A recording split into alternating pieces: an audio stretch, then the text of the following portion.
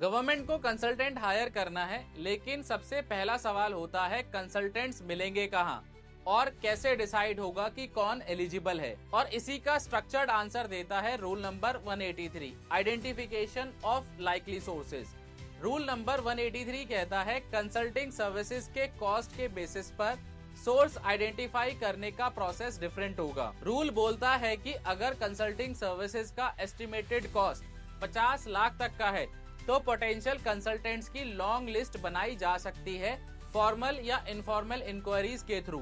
ये इंक्वायरीज की जा सकती हैं अदर मिनिस्ट्रीज या डिपार्टमेंट से, सिमिलर एक्टिविटीज करने वाली ऑर्गेनाइजेशन से, chambers of commerce and industries से, कंसल्टेंसी फर्म्स की एसोसिएशन से या किसी और रेलिवेंट नेटवर्क से।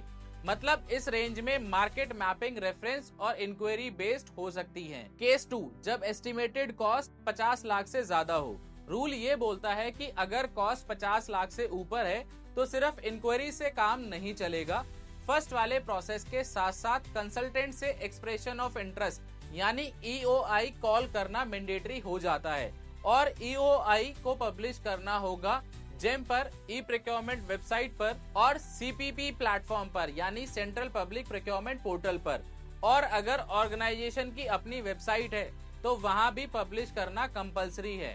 अब इस एक्सप्रेशन ऑफ इंटरेस्ट में क्या इंक्लूड होना चाहिए? रूल ये भी क्लियरली बोलता है कि EOI में ब्रीफली मेंशन होना चाहिए ब्रॉड स्कोप ऑफ वर्क या सर्विस, मिनिस्ट्री डिपार्टमेंट क्या इनपुट्स प्रोवाइड करेगा, एलिजिबिलिटी क्राइटेरिया क्या है, प्री क्वालिफिकेशन क्राइटेरिया क्या है और कंसल्टेंट का past experience similar work services में भी उनको सबमिट करना होगा।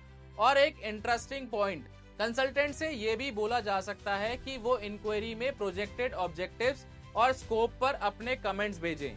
मतलब मार्केट से फीडबैक भी लो ताकि स्कोप और ऑब्जेक्टिव्स और बेटर डिफाइन हो सकें।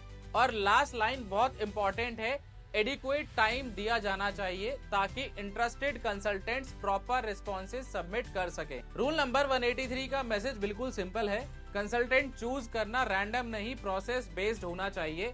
50 लाख तक रेफरेंसेस और इंक्वायरीज से लॉन्ग लिस्ट, 50 लाख से ऊपर EOI पब्लिश करो जेम पर या फिर CPP प्लेटफॉर्म पर।